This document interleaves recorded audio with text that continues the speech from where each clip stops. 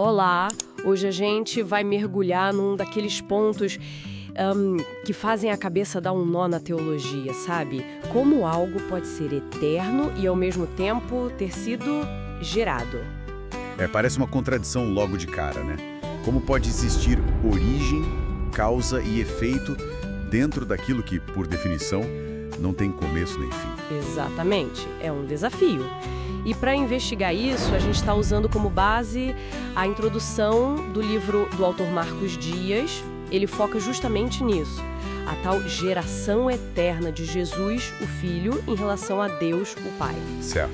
Então, nossa ideia aqui é, descompactar esses conceitos de tempo, eternidade, geração divina que o Marcos Dias apresenta. Ele tem umas críticas a outras visões e usa até umas analogias da física bem interessantes. Sim, ele tenta construir um modelo, né? Isso. O objetivo é entender como ele propõe que o Filho seja eterno, mas, de alguma forma, logicamente posterior ao Pai. Bem, um ponto central para ele, para começar, é a diferença que ele faz entre o virtual e o formal lá em Deus. Virtual e formal. Como assim? Pensa no virtual como todo conhecimento, todo potencial infinito que existe em Deus. Todas as possibilidades estão ali, virtualmente. Ah, tá. Como se fosse um projeto infinito na mente divina. Mas para a coisa acontecer de verdade, para ter realidade concreta, tipo a geração do Filho ou a criação do universo... Exato. Precisa se tornar formal, precisa ser realizado. Senão, o Marcos Dias argumenta, o Filho seria só um símbolo. E a criação, nós seríamos, só linhas de código, sem realidade própria. A formalidade garante a existência distinta. Entendi. Faz sentido. E isso leva direto para a questão principal, então. A geração eterna do Filho? Isso, o argumento do Marcos Dias é que, apesar de Jesus sempre existir, do nosso ponto de vista temporal, pense em João 1, no princípio era o Verbo, a geração dele foi um evento formal, real mesmo, que aconteceu na dimensão da eternidade, antes do tempo existir como a gente conhece. Peraí, se os dois são eternos para nós aqui no tempo, como pode ter uma ordem? Um vir antes do outro. O texto até menciona o Pai como Hashem, né? Ele seria a causa anterior, nesse sentido. Exatamente essa sacada dele. A ordem não é temporal, é lógica. O Pai, Hashem, é a causa primeira, a origem de tudo, incausado. O Filho é o efeito dessa geração que ocorreu na eternidade. Então, eles coexistem eternamente para nós, mas na estrutura interna da divindade existe essa relação. A fonte precede o rio, mesmo que para quem está olhando de fora, os dois sempre estiveram ali. Entendi. Logicamente anterior. E essa visão dele o coloca em conflito com outras ideias trinitárias mais comuns, né? Ele critica aquela noção da geração como algo que está sempre acontecendo. Sim, ele critica forte. Ele não concorda com essa descrição da geração como um processo contínuo, um gerúndio eterno que nunca termina. Por quê? Para ele, isso é uma tentativa de evitar dizer que o Filho teve um início, mas que acaba negando que a geração foi um ato real e concluído. Ele acha isso uma aberração conceitual, porque esvazia o significado da própria geração. Tá certo. Então qual é a alternativa que ele coloca na mesa? A proposta dele é: a geração foi um evento sim, formal, real e concluído, só que aconteceu na eternidade, fora do tempo. Isso faz o Filho ser logicamente posterior ao Pai, originado dele, mas sem que isso signifique que ele começou a existir no tempo.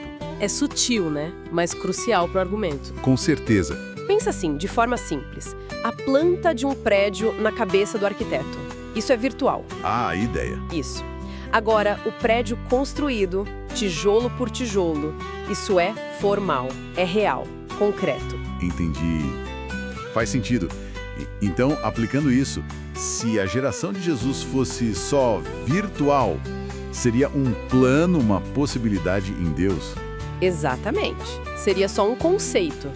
Mas o Marcos Dias argumenta que não, que foi formal. Que foi, um evento real na eternidade. Antes do tempo como a gente conhece. Um evento real na eternidade. E por que essa diferença entre virtual e formal é tão importante para ele?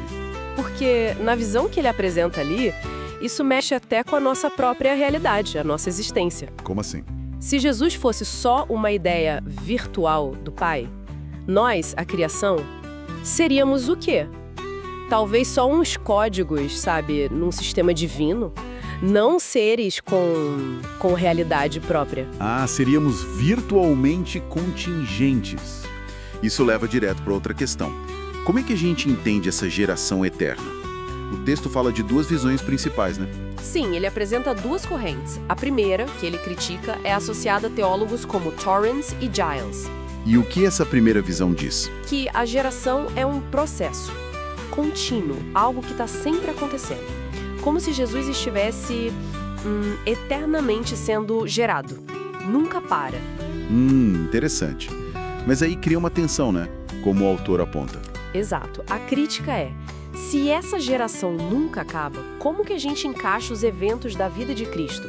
A vinda dele ao mundo, a morte, a ressurreição, coisas que aconteceram num tempo específico. Fica estranho, né? Fica. Por isso a alternativa que ele defende na introdução é outra. Que seria? Que a geração foi um evento. Um evento único, mas que ocorreu na eternidade. Um evento na eternidade.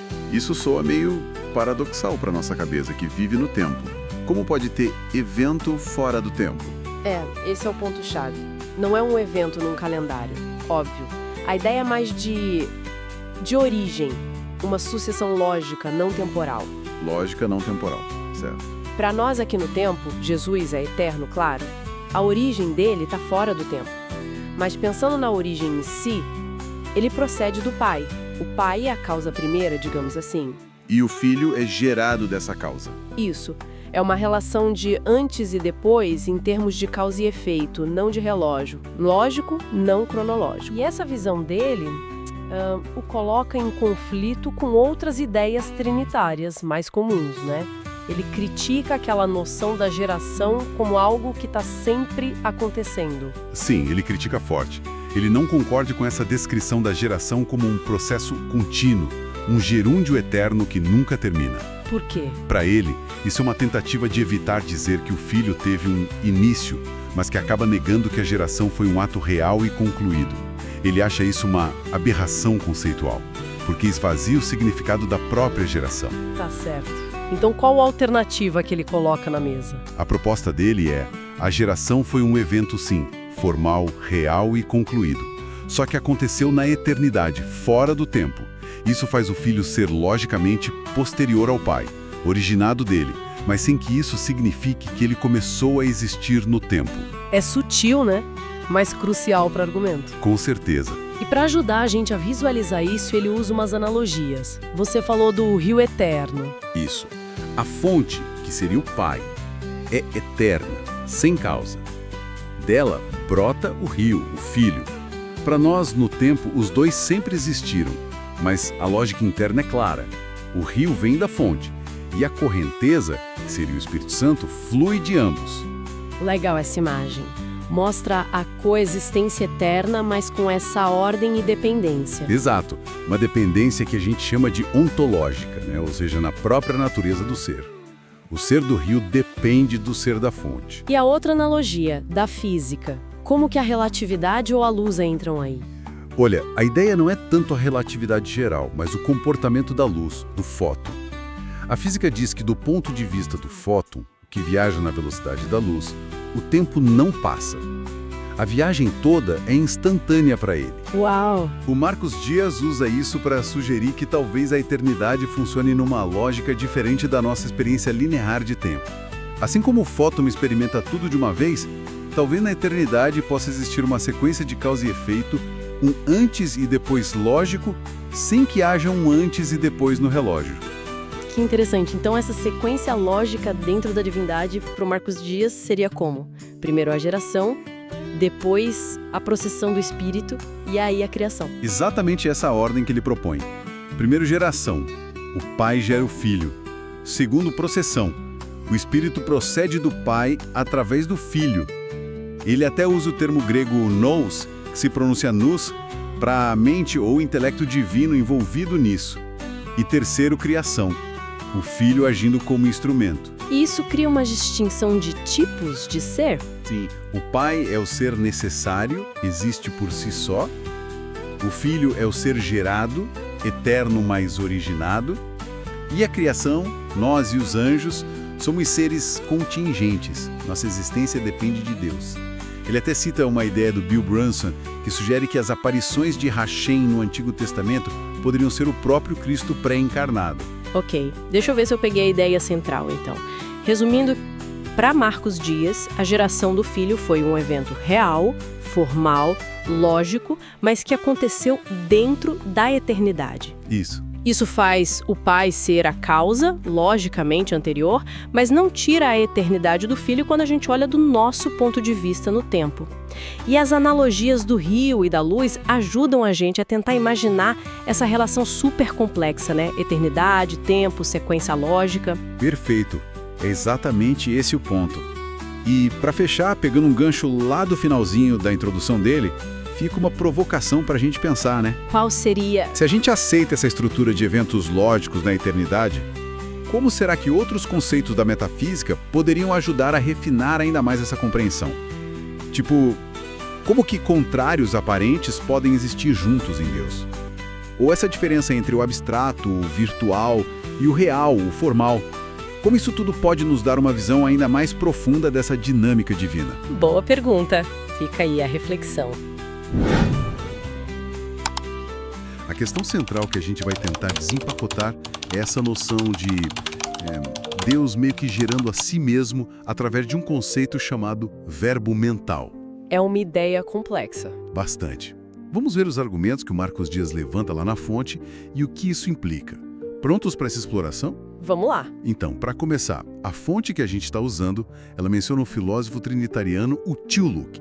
Ah, sim. Ele, seguindo o Tomás de Aquino, sugere basicamente que Deus, por se conhecer de forma, assim, perfeita, absoluta, ele gera um verbo mental. E esse verbo seria idêntico a ele mesmo. A famosa frase, Deus de Deus, luz de luz. Exato. E eles usam uma analogia, né, com o nosso intelecto. E isso, tipo, quando a gente conhece alguma coisa, sei lá, um sofá, a nossa mente cria um conceito, uma imagem mental, um verbo mental daquele sofá. Perfeito. A analogia tomista, como apresentada na fonte, é essa.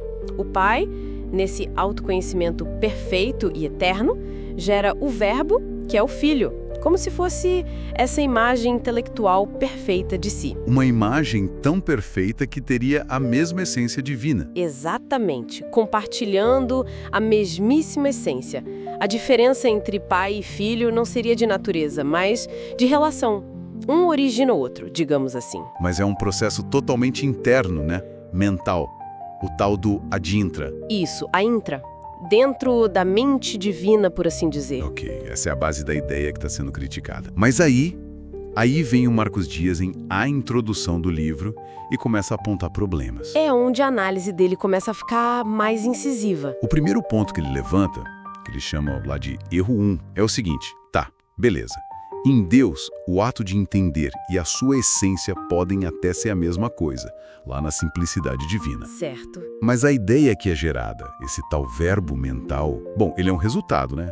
É um produto desse ato de entender. Uhum. Então, por ser um produto, ele teria que ser algo distinto, diferente daquele que o gerou. Faz sentido a lógica da crítica. E o argumento do Marcos Dias vai além e fica bem interessante. Ele diz, olha, se essa ideia mental, o verbo, fosse realmente idêntica à essência de Deus, sim, então, por essa lógica, tudo mais que Deus pensa, sei lá, a ideia da criação inteira, as criaturas, tudo também teria que ser Deus, porque também são pensamentos dele, né? Nossa, aí complica tudo. É uma consequência. Exato. E a crítica explora justamente isso. O texto do Marcos Dias faz uma distinção importante entre o que acontece ad intra, só na mente divina, como um conceito abstrato, e o que acontece ad extra. Isso, ad extra, a criação de fato, a geração formal, fora da mente, digamos assim. A ideia seria que o verbo mental, lá no ad intra, conteria os projetos, as ideias de toda a realidade possível. Tipo as plantas de um arquiteto. E segundo a fonte, citando Tomás de Aquino, seriam como fantasmas mentais, ideias puras que só ganham realidade concreta mesmo ad extra, quando Deus cria. Entendi. E seguindo esse raciocínio, o Marcos Dias aponta o erro 2. Que seria? Ele foca numa diferença que parece crucial. O nosso conhecimento, o humano, geralmente parte das coisas externas para dentro da mente, né? A gente vê o sofá, aí pensa nele. Certo, a gente aprende do mundo. Mas Deus não. Deus conheceria tudo a partir de si mesmo, antes mesmo de qualquer coisa existir formalmente. Ele já teria as essências das coisas nele. Dentro desse verbo mental, então. Exato. Mas aí veio o ponto do Marcos Dias. Essas essências das coisas criadas, contidas no verbo mental, seriam distintas da essência divina dele. Elas não são Deus. Entendi a linha. Se as ideias das criaturas no verbo não são Deus, então como o próprio verbo que contém essas ideias seria Deus gerando Deus? A conclusão do Marcos Dias é: não seria. Deus não estaria gerando Deus nesse processo. É uma crítica bem articulada à analogia, e ela vai mais fundo ainda, né? Porque conecta isso com as processões divinas em Tomás de Aquino. Isso. A fonte menciona o Jean Begonet, citando Aquino sobre isso. Exato. Se a geração do Filho, que viria pelo entendimento divino, e a origem do Espírito Santo, que viria pela vontade divina, se tudo isso são processos puramente imanentes, ou seja, internos, mentais, ad intra, pensados assim justamente para preservar a simplicidade de Deus, para não dividir a essência. Exatamente. Mas aí a consequência lógica que o Marcos Dias aponta é que, na prática, as pessoas da Trindade acabariam sendo quase como aspectos ou modos diferentes do próprio pensamento de Deus. Modos? Como assim? Tipo, não pessoas realmente distintas, subsistentes, mas como formas diferentes de Deus pensar ou querer. E aí que isso levaria a quê, segundo Marcos Dias? Levaria ao que se chama de unicismo ou modalismo, uma heresia antiga, né, que diz que existe uma só pessoa divina que se manifesta ora como Pai, ora como Filho, ora como Espírito Santo. Mas não são três pessoas distintas coexistindo. Exato. O que, claro, contradiz totalmente a doutrina trinitária ortodoxa que o próprio Tomás de Aquino estava tentando explicar e defender. Quer dizer que a tentativa de explicar a Trindade de um jeito muito mental e interno para salvar a simplicidade. Acaba ironicamente negando a própria Trindade como geralmente entendida. É essa a conclusão da crítica apresentada por Marcos Dias. Ele até menciona que o Guilherme de Ockham lá atrás já tinha percebido essa tensão, essa possível consequência modalista na explicação tomista. Então, para a gente amarrar aqui a crítica que a gente viu em A Introdução do livro, a tentativa de usar a analogia da mente com processos ad intra para explicar a Trindade, sem ferir a simplicidade divina, acaba esvaziando a distinção real das pessoas, segundo essa leitura. E para Marcos Dias, a conclusão é: não, Deus não gera a si mesmo dessa maneira. Geração implica uma distinção real que essa explicação puramente mental não conseguiria sustentar. Exatamente. Essa análise do Marcos Dias nos deixa justamente com essa tensão fundamental. Como é que a gente concilia a simplicidade absoluta de Deus com a afirmação de três pessoas divinas realmente distintas? É o grande mistério, né? E a crítica dele sugere que a explicação tomista clássica das processões internas, se for levada às últimas consequências lógicas, poderia talvez resvalar nesse modalismo, transformando as pessoas em meros aspectos do pensamento divino. Fica a reflexão, então, até que ponto as nossas analogias que a gente tira da nossa própria cabeça, da nossa mente finita, conseguem realmente dar conta de explicar a natureza íntima de Deus. Onde que a gente traça a linha, né? Entre uma ferramenta útil para pensar e uma distorção do mistério. Principalmente quando a gente fala do infinito. Uma pergunta profunda mesmo, para a gente continuar mastigando. Com certeza. Bom, por hoje é isso. Até a nossa próxima análise. Até a próxima.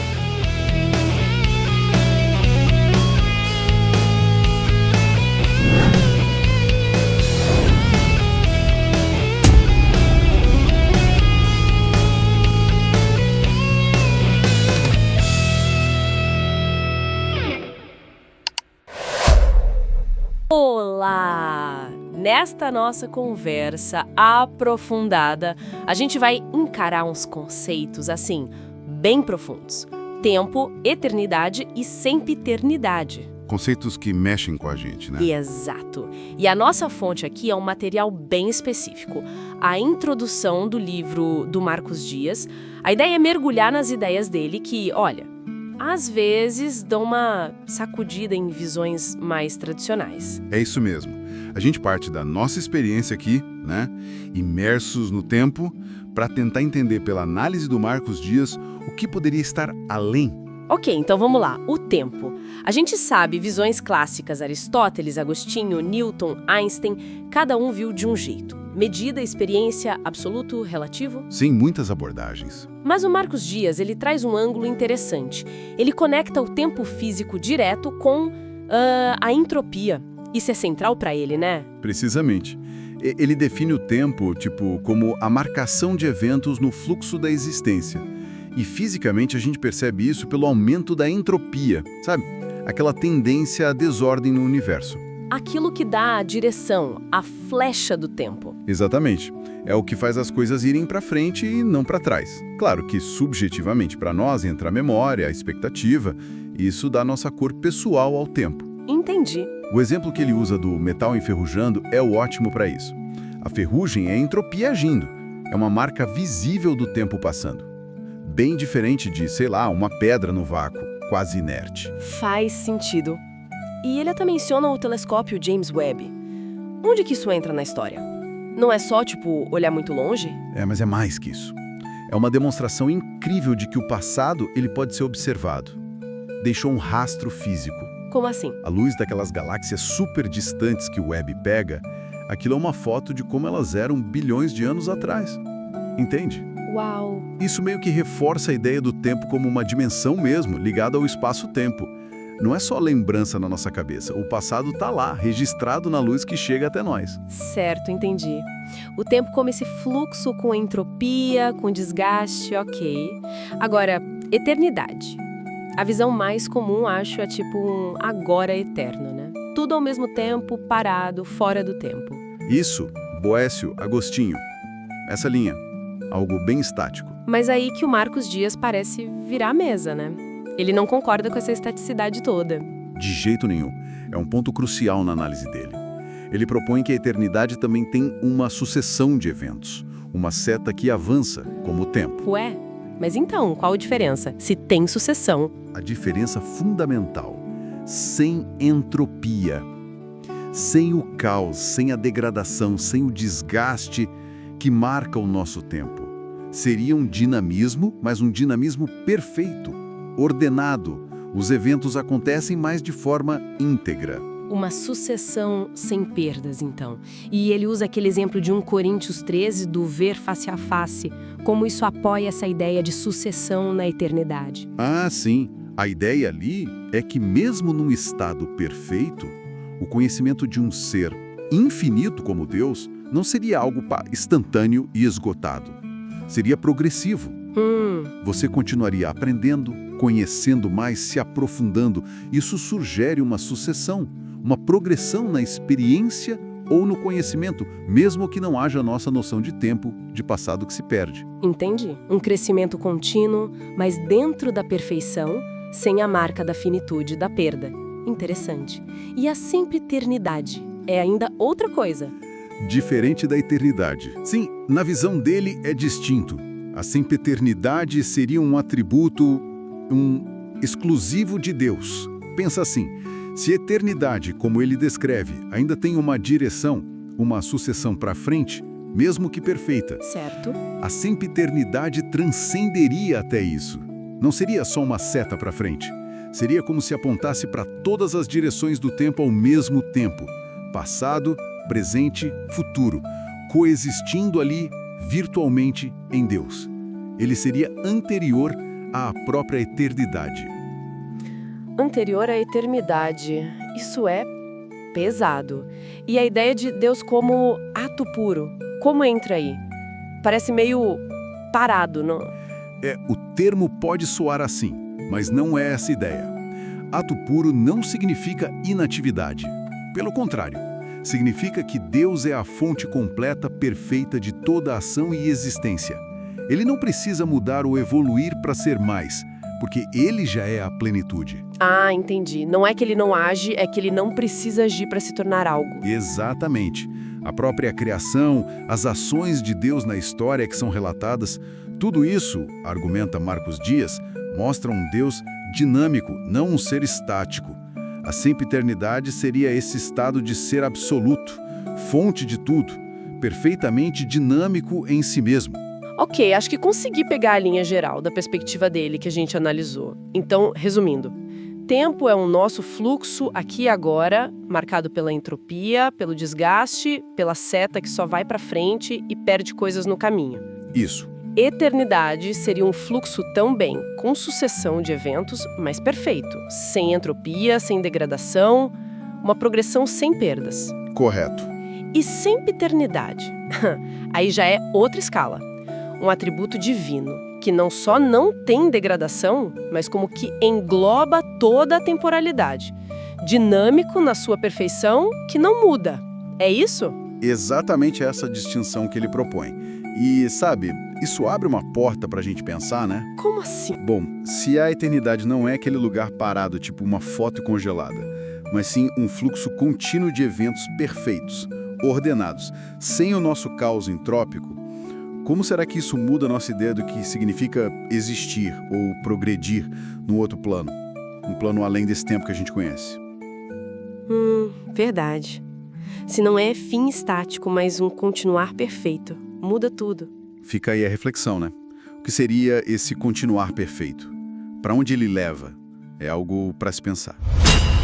Bem-vindos à nossa conversa de hoje. Vamos mergulhar nos conceitos bem interessantes sobre a natureza do ser, sabe? A gente vai usar como base a introdução do livro do Marcos Dias. Isso aí, um material bem denso para a gente explorar. Com certeza. A ideia aqui é a gente tentar entender melhor as categorias que o Marcos Dias apresenta. Ser contingente, ser contemplativo e o ser necessário.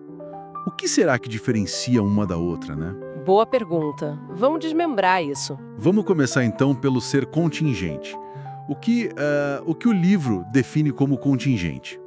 Pelo que entendi, é aquilo que existe, mas podia não existir, sabe? Precisa de um criador. Parece direto, mas tem mais coisa aí, né? Exato. O ponto crucial que o Marcos Dias levanta é essa dependência, a necessidade de ter uma causa fora de si. Não é só a questão de ter um começo no tempo. Ele até dá o exemplo dos anjos. Ah, sim, eu vi isso. Que tiveram um início, mas não teriam fim, né? Isso. Mas a contingência mesmo, segundo o texto, está na raiz. Precisar de algo externo para existir.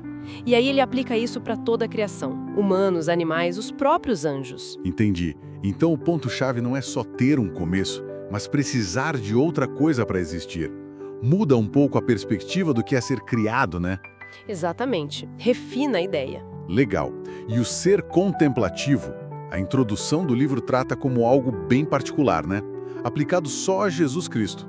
Sim, é uma categoria que o Marcos Dias coloca como um intermediário, digamos assim. Não seria contingente, como nós ou os anjos, mas também não seria um ser necessário, a fonte de tudo, o Pai. A descrição é forte, expressão personificada. Daquele que o gerou. Expressão personificada. E o texto se apoia em João 5:26, sabe? Que diz que o Pai deu ao Filho ter vida em si mesmo. Ah, isso é interessante. Quer dizer, uma autonomia de vida. Uma autonomia, sim, superior à dos anjos, como Hebreus 1:4 indica. Mas, e aí tá o ponto, ainda seria uma vida derivada do Pai. João 14:28. O Pai é maior do que eu. Reforça essa ideia de derivação na fonte. Faz sentido. E tem aquela passagem de Hebreus 1:3 também, né? Ele é o resplendor da sua glória e a expressão exata do seu ser. O Marcos Dias, citando um tal de Ruiz de Montoya, sugere que o filho teria a essência do pai, mas por geração, não de forma inerente, sabe? Tipo, ele tem a plenitude divina, como diz Colossenses. Isso, Colossenses 1:19, mas como um reflexo, um resplendor da glória original do pai. Essa leitura apresentada. Entendi essa ideia do reflexo. E o texto ainda fala de dois ângulos dessa contemplação, né? Ontológica e passiva. O que são? Pois é. A ontológica, segundo Marcos Dias, olharia para o ser antes da encarnação. Aquela relação eterna como o resplendor da glória. Ok, a relação eterna. E a passiva focaria mais em Jesus aqui na Terra, encarnado. O tabernáculo, como João 2 parece sugerir. Agindo pelo poder do Pai, citam Atos 10, 38, Deus estava com ele, e sendo a revelação final, como diz Hebreus 1 e 2. Certo. Ah, e tem uma menção rápida ao Espírito Santo também, como uma emanação do Pai. Não criado, mas procedente dele. João 15, 26 é a base ali. Interessante essa distinção. Bom, se a gente tem os seres que dependem de uma causa, e essa expressão única que é gerada, como o livro descreve a origem de tudo, o ponto de partida, o ser necessário. Exato, chegamos nele. O ser necessário é aquele que existe por si só, que não pode não existir. A introdução do livro usa termos como causa não causada, autoteos.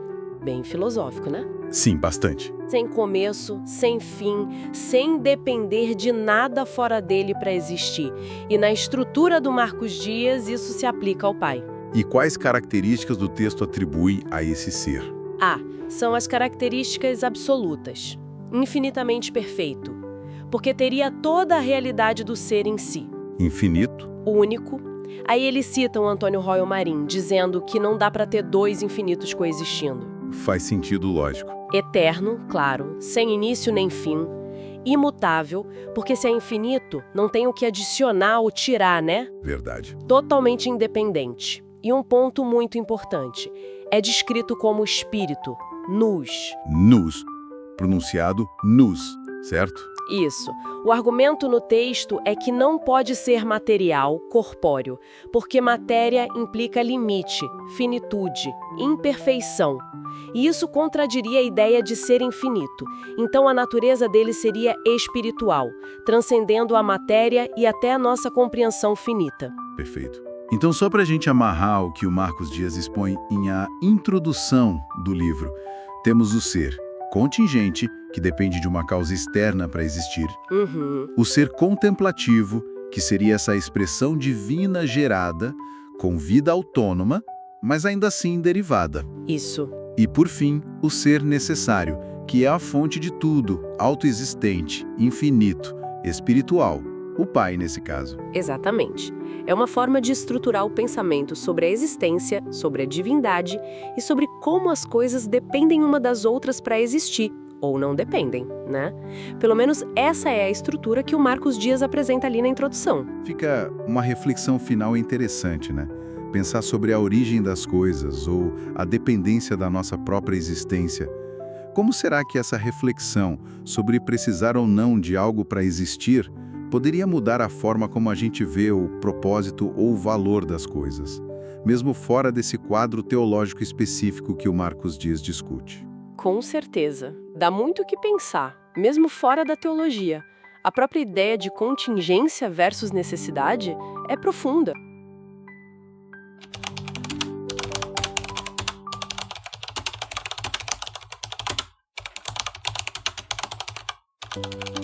Olá, bem-vindos a mais uma conversa aprofundada.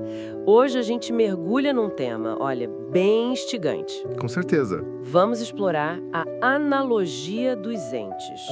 Um conceito que está lá em a introdução do livro O Tratado da Morfia, do Marcos Dias, e como isso é usado para, desafiar a ideia da trindade. Exato. A grande questão aqui é: será que a ordem que a gente vê na criação, no mundo, pode mesmo dizer algo sobre quem criou tudo isso? O material que a gente está analisando sugere que sim. E mais, que a ideia de um Deus trino, sabe, com 3 pessoas, entraria em conflito com a nossa razão e o que a gente observa por aí. Pois é. Vamos desembrulhar isso, então. Vamos lá. Bom, para começar, essa tal analogia dos entes, ela não é nova, né? Tem raízes lá na filosofia, em Aristóteles, Tomás de Aquino. É antiga a ideia. Sim. Basicamente, ela diz que tudo que existe, desde, uma pedra até o ser mais complexo, reflete, em algum grau, a perfeição de Deus.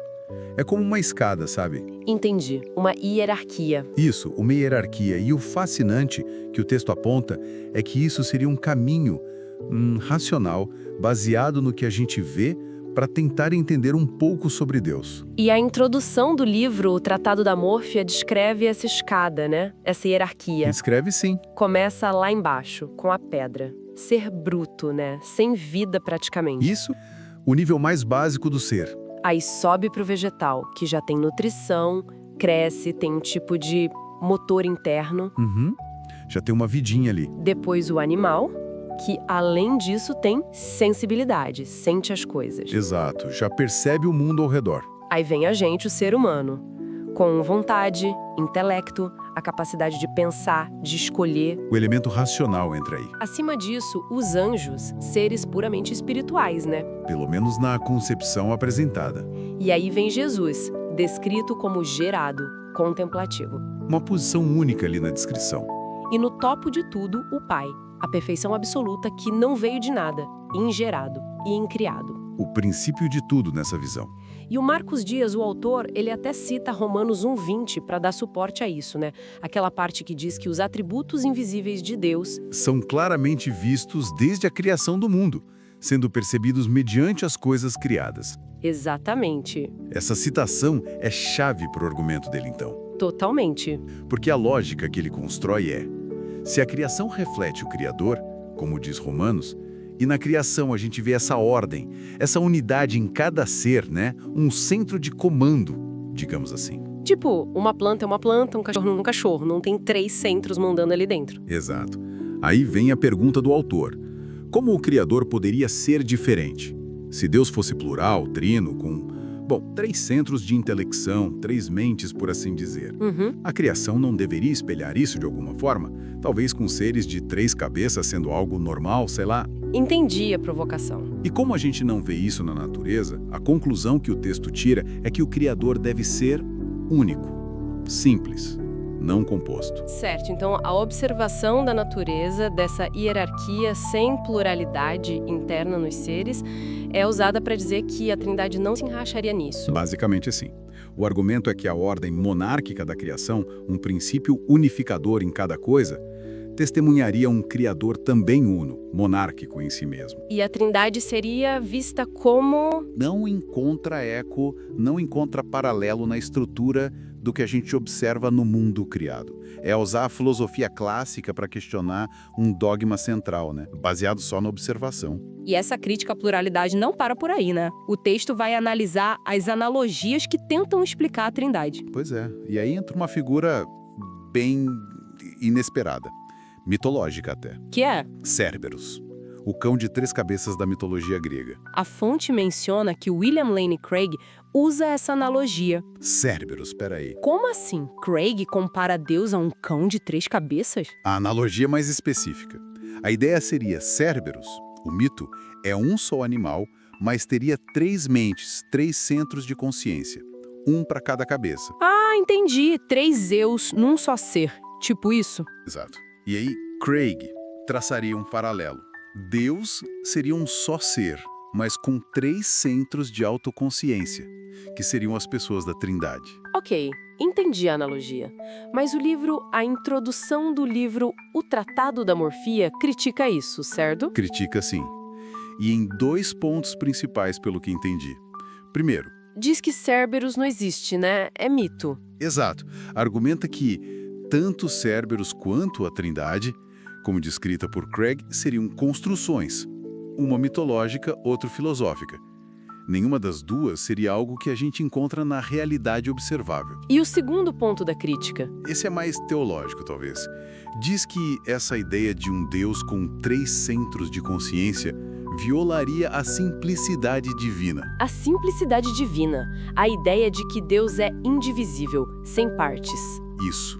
Um Deus que não é composto. E tanto Cerberus quanto a Trindade, nessa analogia de Craig, seriam seres compostos, com partes ou pessoas distintas dentro de um todo. Faz sentido a crítica dentro dessa linha de raciocínio. O texto até cita, acho que atribuindo a Carlos Longet, Algo como: se tudo que existe imita Deus, e não existem seres criados com 3 centros de inteligência, Então isso seria um sinal de que Deus também não é assim. essa é a inferência apresentada ali, sim. Ok, então, para a gente recapitular o argumento central do Marcos Dias apresentado lá em A Introdução do livro O Tratado da Morfia, Vamos lá. a analogia dos entes, quando a gente olha para a hierarquia e a ordem na criação, sugere um criador que é único e simples na sua essência. Certo. Certo. E a falta de exemplos na natureza de seres com múltiplas mentes, tipo Céreberos, é usada como uma evidência forte contra a ideia da Trindade. Exatamente. A conclusão que o material extrai é essa. A coerência do universo, a ordem que a gente percebe, apontaria para um Deus único, pessoal, e nessa visão refutaria ideias de um Deus plural. É um argumento bem direto, usando razão e observação. Sem dúvida. E levanta uma questão final interessante para a gente pensar, né? Qual seria? Bom, se a gente precisa de analogias para tentar explicar conceitos sobre Deus que são tão complexos, tão abstratos, o que significa quando a analogia que um teólogo importante encontra, como Craig nesse caso citado, vem da mitologia, de algo que a gente sabe que não é real, como Céreberos? Boa pergunta. O que isso diz sobre os limites da nossa linguagem, da nossa razão, da nossa capacidade de sequer descrever o divino?